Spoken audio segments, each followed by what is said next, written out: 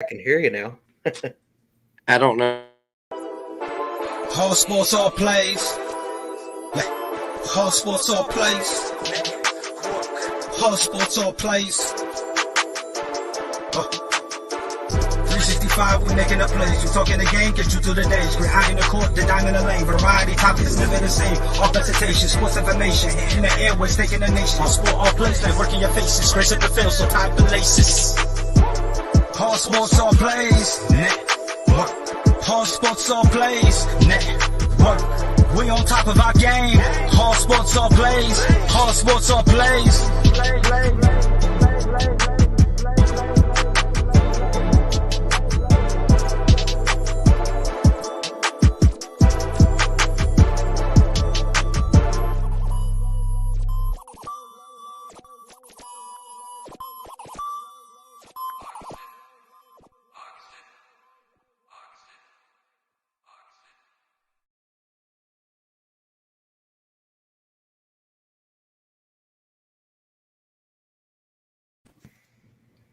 Hey, everybody, welcome. This is the Lugs podcast. I'm your host, Chris Osborne.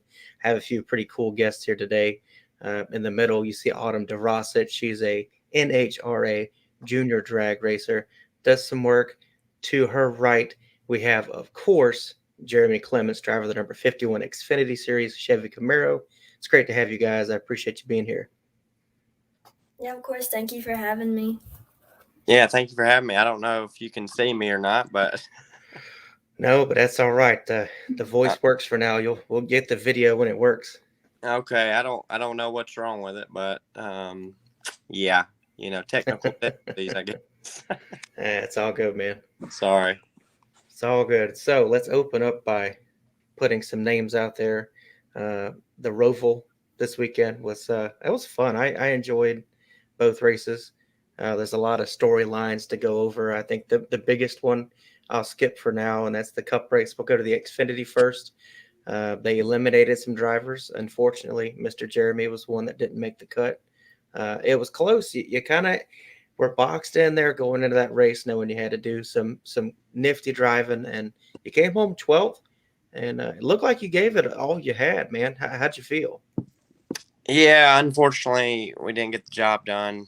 Advancing to the next round, getting collected in that big wreck at Vegas really put us in a hole.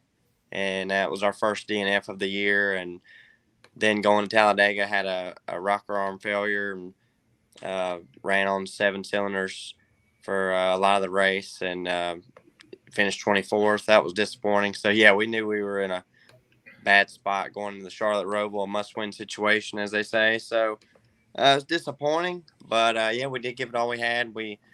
I wish we could have gotten tires that last pit stop, and I felt like I could have had more of a shot to be in the top 10 or better. We had a fast car. Just I killed my tires there at the end of the race, and just had nothing on the rears left. So I was proud of our effort, but we'll learn from it and try to get better for next time. Yeah, that's all you can ask for. And I went over, some of your results from the year, and I mean, you guys were on point at Darlington with 2 top 8 finishes. You finished 6th earlier in the year. I mean, you guys were looking great. But I looked at, your season as a whole. I mean, you were the model for consistency. I mean, you didn't get that win, but I mean, you made the playoffs without it. You were right in the thick of things without that win. Going to next year, where do you want to be? I know winning is huge, but do you want to just step it up a couple positions in your average, or what's the plan? Yeah, definitely so. I mean, we tried to step it up this year. I feel like the Xfinity Series is going to be even tougher next year, hearing some more teams coming in. And, yeah, so we're just going to try to improve. We're going to be aggressive the next 4 races and try to figure out the little bit of speed we're missing compared to the big teams. But, yeah, I've been proud of our effort.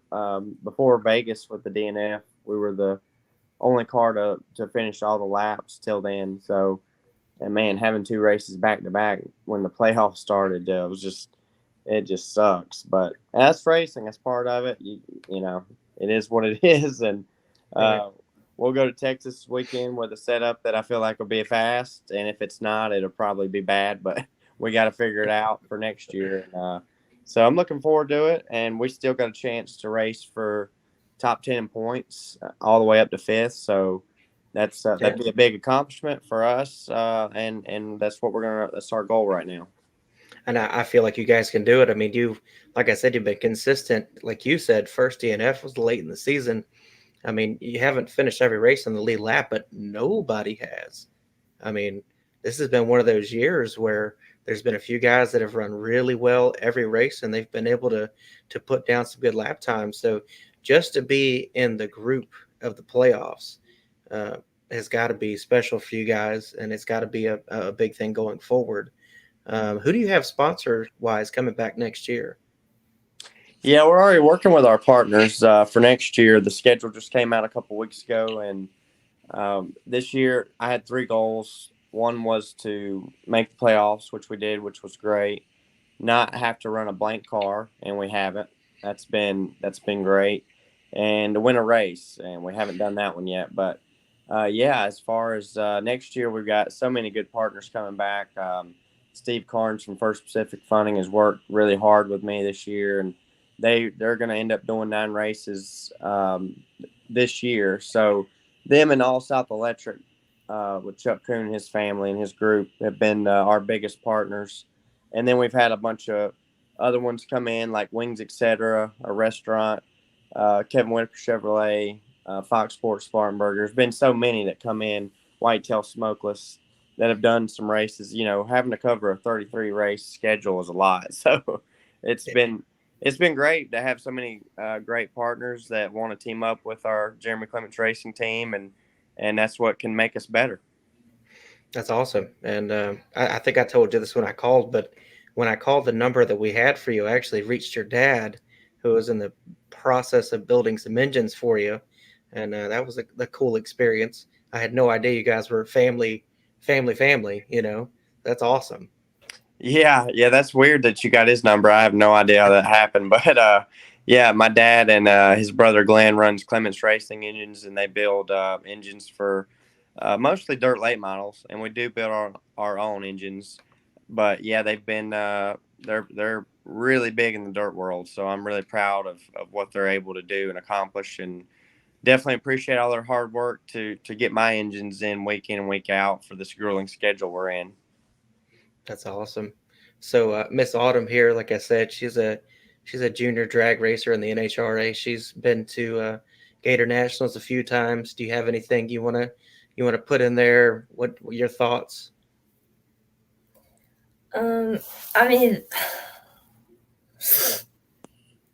that's awesome what you do. I mean, like with NASCAR, I don't know a whole lot about NASCAR, but I do respect it because everything is racing, and with it, everything just like it comes together. Like even if it's like different, there's a lot of controversy. Like people who drag racers are like, oh, you just drive in circles, but racer is a racer, and I respect them, and I think everything what they do is awesome, and we can all relate to each other in a big way.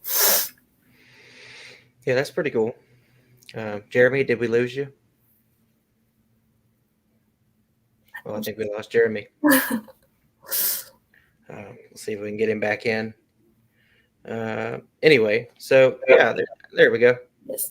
Sorry, I was sitting there messing with the camera trying to get it to work while she was talking, and I guess I kicked myself out. Wow. I've done that. It happens easy. I'm very sorry. It's all good. Freddie says, "What's up, everyone?" He's actually the CEO of All Sports All Play Network. He's been a big part of the show getting started, so I appreciate him being here. I know you're a busy man, Mr. Jeremy. I do want to talk a little bit about the race Sunday. I want your opinion because I'm kind of stuck. I want to defer to, racing is racing, but I also feel like with playoff implications being so big, Harvick didn't even deny in his post-race interview he spun Chase Elliott, because of Bristol.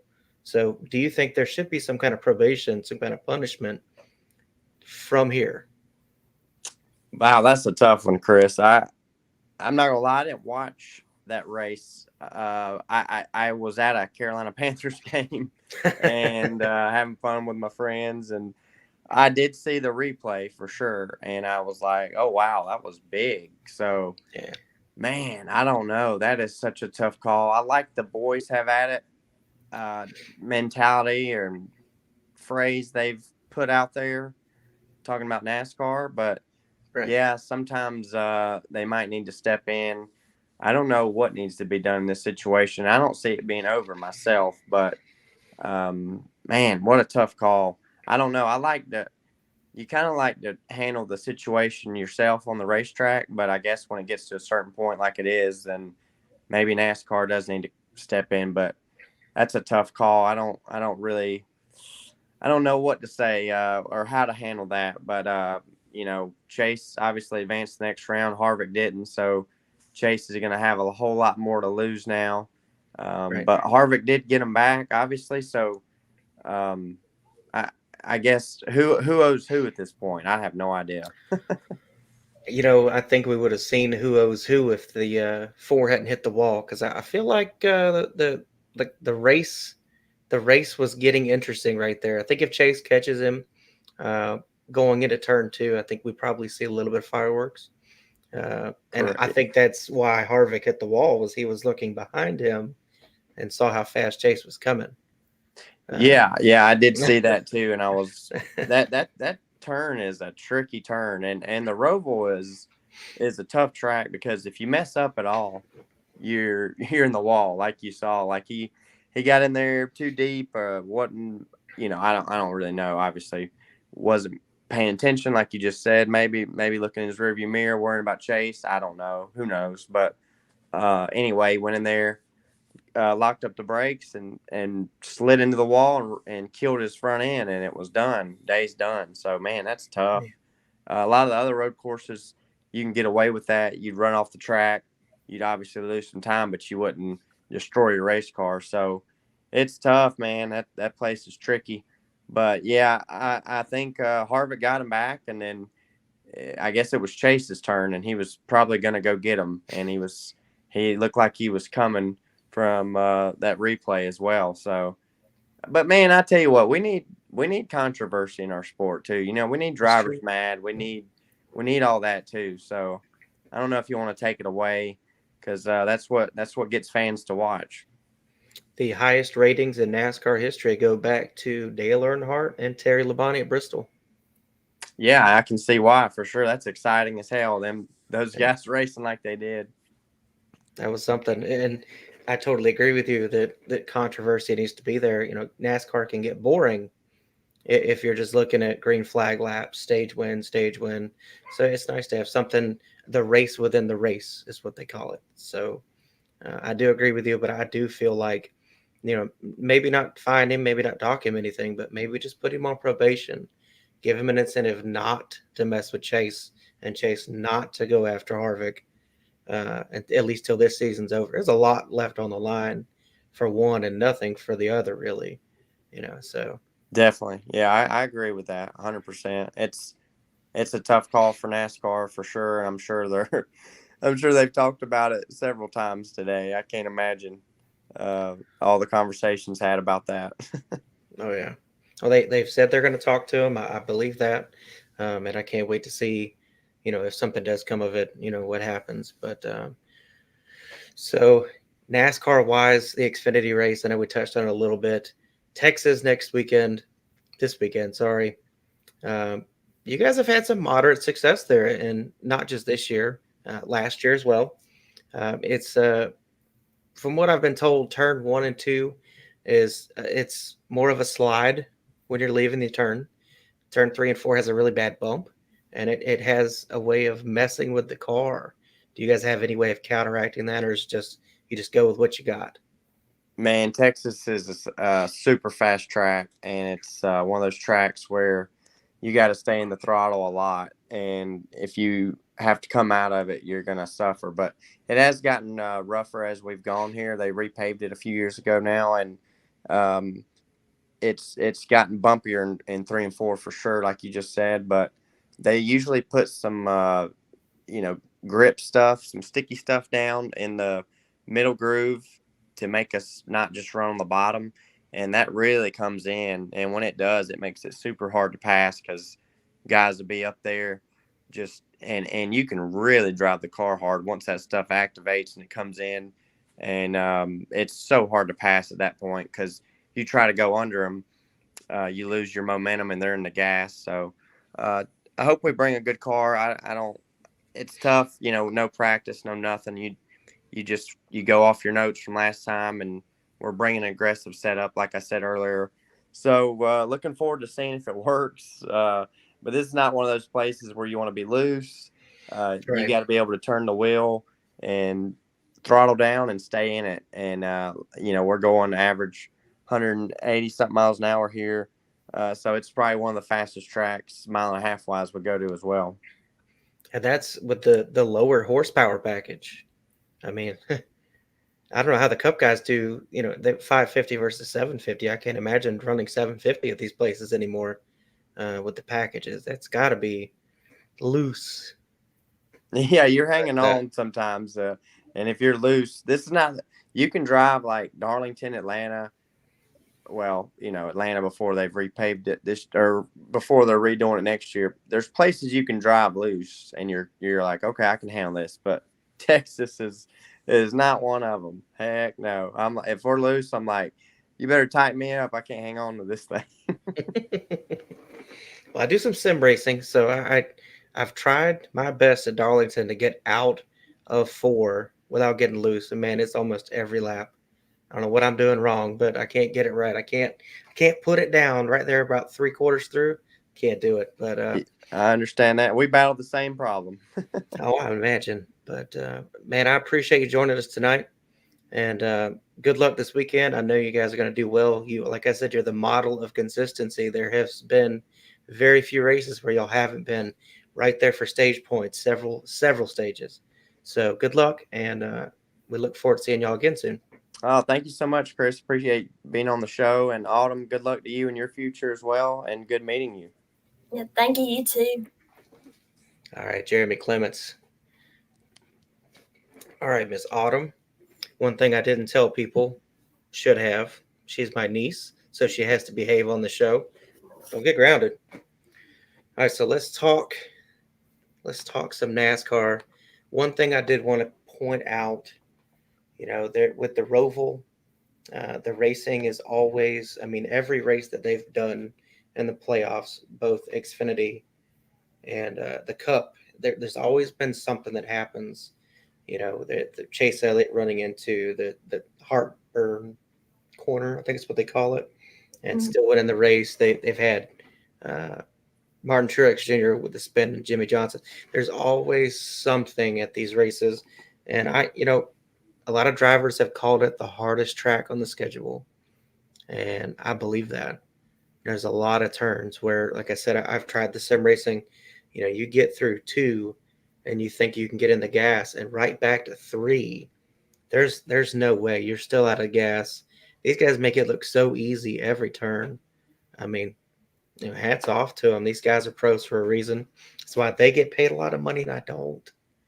But anyway, I really enjoy the Roval races every year. I'm glad NASCAR decided to keep it right there, that elimination race to the round of 8.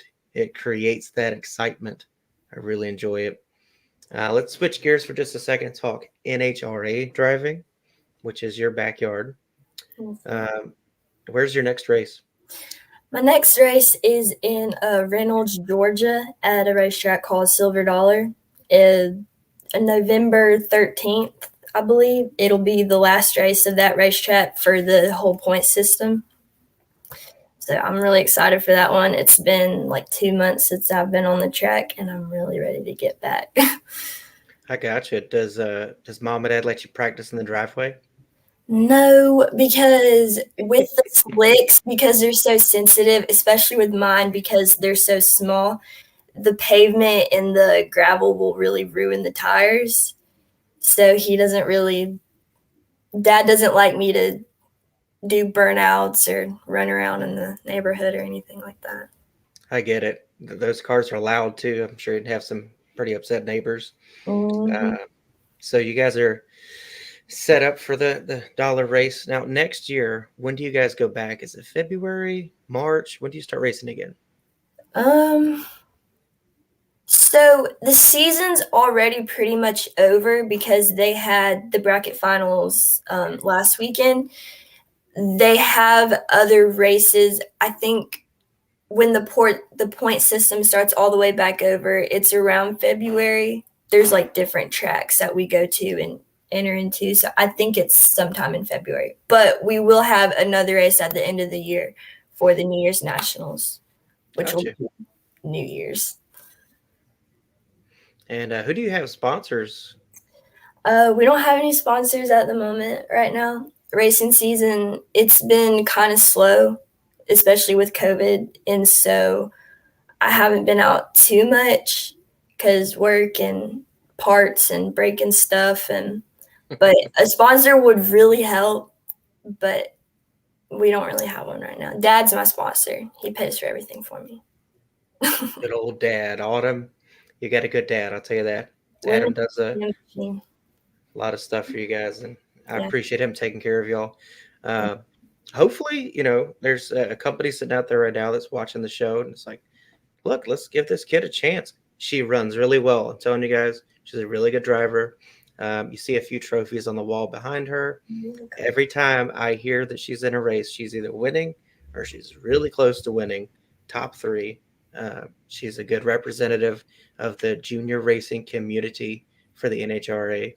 And I know you've met some of your heroes in the racing arena. And it's always good to have somebody to look up to set your goals for. So we'll switch back to NASCAR because that's more of my thing. I'll follow you. I can't follow NHRA the same. It's just not the same for me. They're not doing laps. That's the problem. It's Circles. different if you're not in the sport. If you're in it and you know what's going on, it's easier to follow and be with that other than just NASCAR. Well, like I said, I'm always going to follow your career. I don't know if I can stay glued to a TV for 3 hours of drag racing, but hey, to each his own, and I'm proud of you. Thank you. All right, so let's go into our next area. So I'm gonna do a little preview for Texas this weekend. The round of 8 is on. For those of you that are still under rocks at home, Chase Elliott advanced. Kevin Harvick did not. There was the Tango going into what is Charlotte's 2, 3, 3 and 4. Anyway, the backstretch. They had their incident. Harvick didn't even try to deny after the race. Yeah, it was intentional. It was Bristol payback. Moving on from that, you still got guys that didn't make it that weren't involved in that. I mean, Christopher Bell really had a good race. He was in the thick of things for quite a while. He had some stuff happen. He had a pit road speeding penalty. I felt pretty bad for William Byron because he had a winning car. I thought he had a really good car, and it looked like he was going to go from, 11th to first or second, whatever the seating is, with the win to make it. And it didn't quite work out.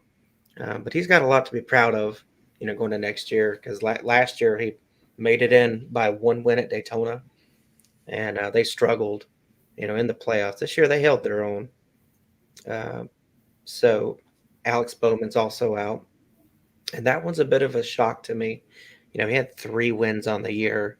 They had some races where he actually was dominant. I mean, you can't say that about Richmond, but he was good at several different tracks. They just kind of lost their way, I think, once the playoffs started. They were just kind of hanging on for dear life. But as far as Texas, I think it's going to be hard to beat the Gibbs guys. They're on a bit of a roll. Yeah, I know you can look at the results from this weekend and say, oh, no, Hendrick has struggled in the playoffs. They've been hanging on. And now there's 2 left. Gibbs still has 3 cars in this thing. Penske has 3 cars in this thing. It's going to be pretty interesting down the stretch, and I'm pretty sure I know what for advance.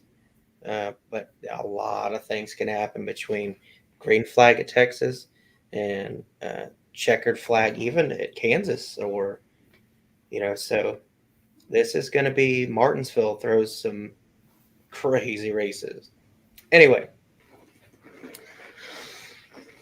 what about NHRA makes you wake up every day and say, this is what I want to do when I grow up, or you're almost grown now, but this is what I want to do as a career?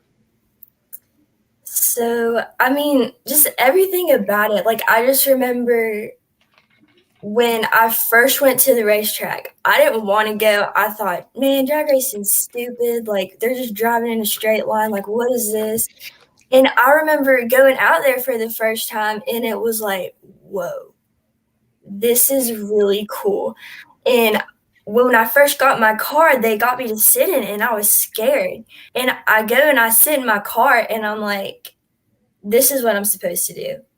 Like, I'm supposed to be here. And I get on that track, and it's like, it's such a crazy feeling. Like, you're just in a car driving for like a couple seconds, but it's so thrilling. You're in a race car. Like, how could you ever be upset? And the people out there are amazing. I've made so many great memories and friends out there. I mean, I love doing it. I love racing every time. Even when I lose, it just drives me to work even harder. Like, I lose and like, I want to go back out there again. Like, I'm ready to go. Like, it's just, I love it. Like, I'm addicted to it. Like, ugh. It's awesome. It really is awesome. And I feel like you're made for it. I mean, it's something you love. It's something you're good at. It's something that you can bond with your dad over. He also is a drag racer. It gives your mom a little free time to check her Facebook. You guys are out driving. So I think it works for everybody there. Um, I would hope one day, if you're really big in NHRA, which you will be, that you consider stock car racing. Maybe try NASCAR if they'll offer. You never know. I'm open. I mean, any driving is driving for me. I just love to drive anything. That's my whole thing about it. And, When did you start driving NHRA? Were you 11? I was 9. 9. Okay. So, yeah, I remember because Dad quit for a while, and then he decided to go back out there, and I saw these little cars, and I didn't realize you can be 6 years old and start driving juniors and competing. And so Dad was like, "You want to do it? You're old enough." And so, Oh, I'm definitely leaning towards NASCAR. There's no slight. I would much rather her be in NASCAR, but I also want her to do what makes her happy, which works for me. But I will tell you a cool story. Uh, when I was 7 years old, uh, I stole Grandma Dowling's car and drove down the street to get candy from the gas station. And I pull up to the gas station. I can barely reach the pedal. I mean, you know how tall I am now. I'm not very tall. yeah, I you're like, wasn't tall. Yeah, I'm short. So I'm barely touching the pedal. I get up to the gas station. They see me get out of the car. They know I'm not old enough to drive that car. Uh, and they just gave me the shrug and took my money and said, "You be safe now." And I drove that car back home. No wrecks, no nothing. And from that point, I was like, man, maybe I'll be a race car driver someday. I'm 8, 7, driving a car. Yeah, I'm still not a NASCAR driver, but you could be. It's possible. if the opportunity came up and I felt like it, maybe. But NHRA is my number one priority. It's been my dream since I was like 9 years old, and I've worked really, really hard, and I'm still working hard to get to that professional position. So, I would Yeah, rather do I NHRA. respect that too. Yeah, I respect that. And like I said, I just hope you make it really big. I hope one day they're not talking about John Force; they're talking about Autumn DeRosa being the champ. That would be amazing. That's my dream. That's what I'm working towards. Getting Well, there. that's really awesome. Let's see. Move into our next little segment. Quit bouncing around so much. They did test the next gen car today. I don't know if you guys have had a lot of the headlines on that. A lot of drivers were kind of iffed at it. Uh, they're still, I believe they're still out there, but they did have a break earlier. Uh, most of the testing uh, is today and tomorrow, as far as I know, and then they go back to the garages and everything Wednesday and get ready for Texas. Excuse me, but I'm really glad that they are getting some testing in finally with more teams. The first two practices was very limited. Um, I think they had 8 teams, 7 or 8 teams the first time, and it was only like 14 cars. So it is good to see them involving more teams. They need as much information on this car as they can going to Daytona and the Coliseum in LA, which is early February. They can't just show up and expect to take a little bit of notes and, put together a good tire, a good chassis, and put on a good race. Um, I can't imagine that being a goal is to show up with nothing but notes and try and turn out some good performances. Uh, how many NASCAR races have you been to? Me, I've I've never been to a NASCAR race, but I've been to Daytona 500 because they have a car show there. So I've been to a racetrack, but I've never been to a race before. I want to go. It looks like a lot of fun, but I have yet to do so. It is. It's a lot of fun. It's loud, but it's awesome. Not this past weekend, the weekend before, I was at Talladega. We took advantage of the media pass. I was in the garage walking around talking to people. It was a really cool experience. And then when they were getting the cars ready to race on Sunday before they shut it down, you're able to stand between two yellow lines. I mean, right behind the pit box. It's right there. And so you're immersed in everything. Most of the drivers and crew were really cool. There's a few that just they don't want to talk. They're rushed. But for the most part, I learned a lot about what it takes to be a media representative. And I'm not even sure I mentioned, but I work for Sports and Culture Media. I write articles, not only NASCAR, but college football, cover the Georgia Bulldogs. Um, but I have a true passion for NASCAR. And I get that from your grandpa, my dad. Uh, he raised me to enjoy the finer things like NASCAR, and we have enjoyed them over the years. And NASCAR is really a family oriented business. They have a lot of generations of racers. You've got not just, everybody wants to look at Richard Petty and Lee Petty, Adam Petty.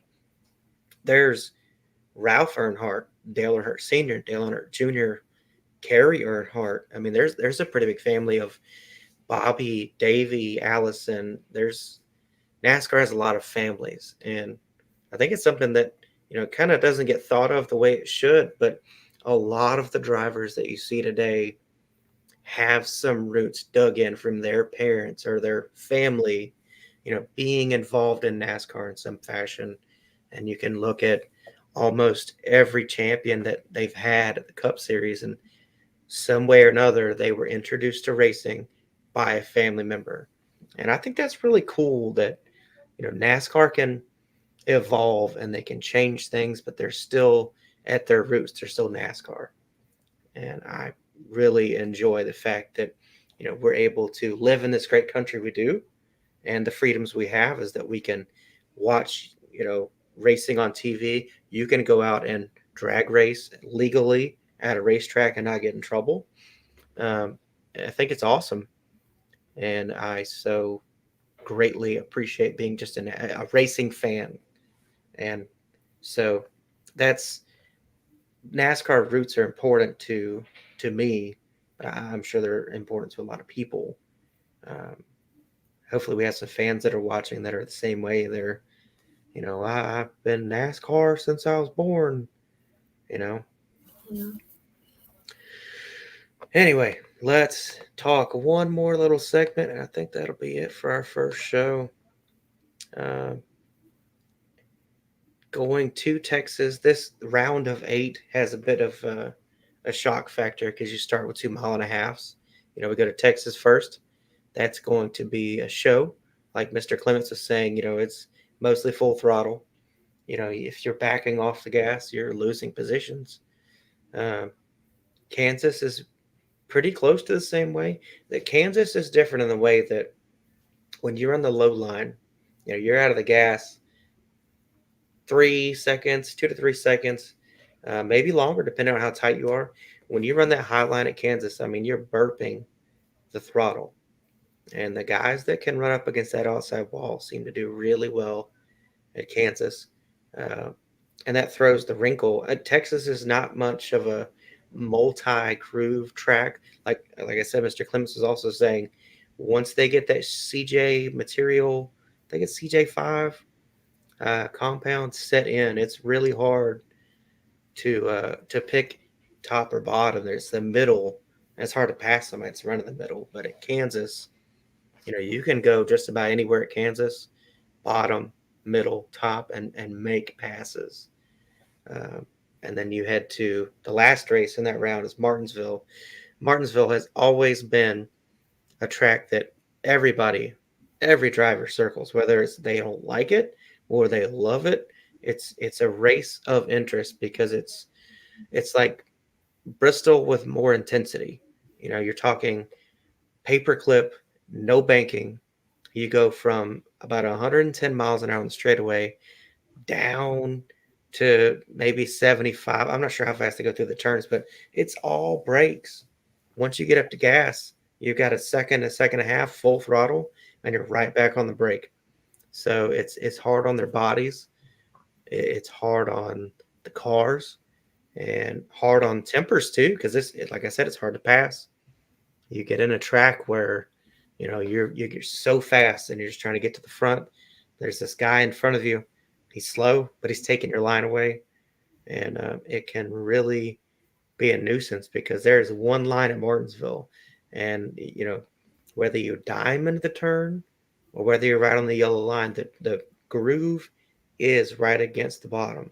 Nobody runs the top at Martinsville. I've never seen that work. So these 3 races are going to be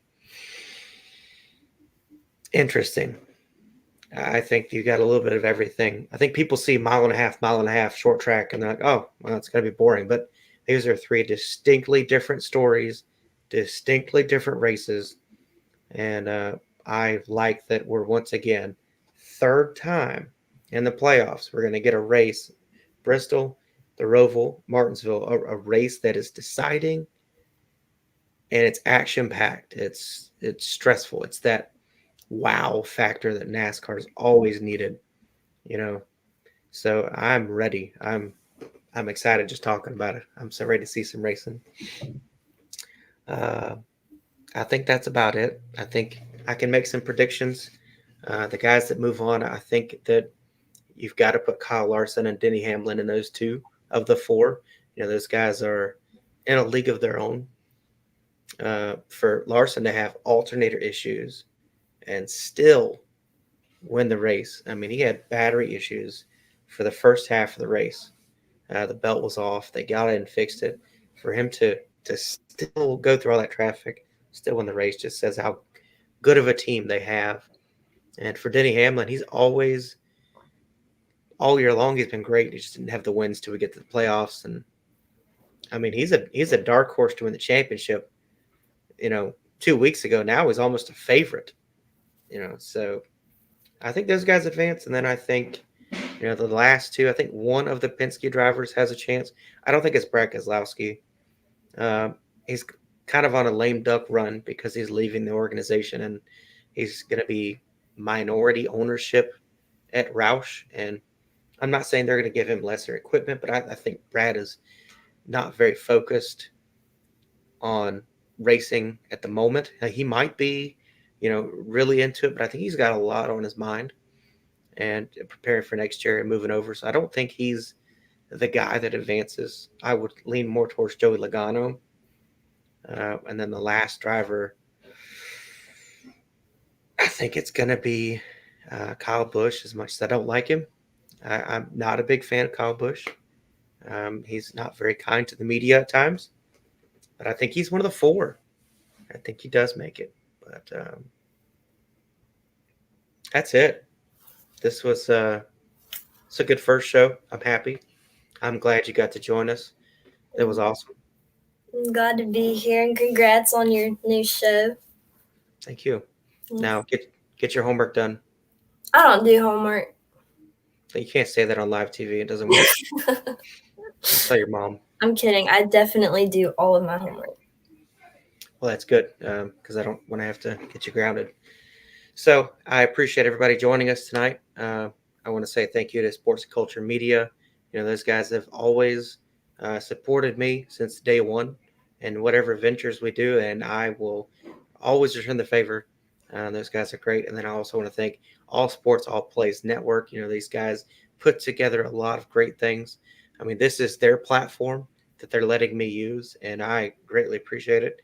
And hopefully we can grow together and everybody can get something out of this. I'm enjoying it so far. We'll see you guys next Monday, still 7 Eastern, 6 Central. We'll have another special guest next week.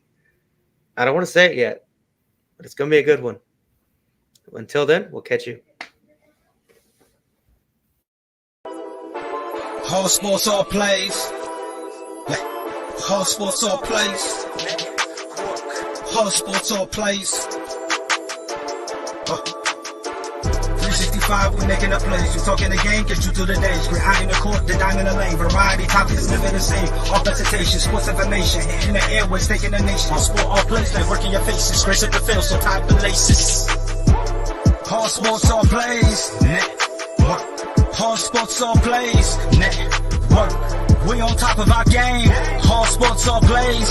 All sports, all plays.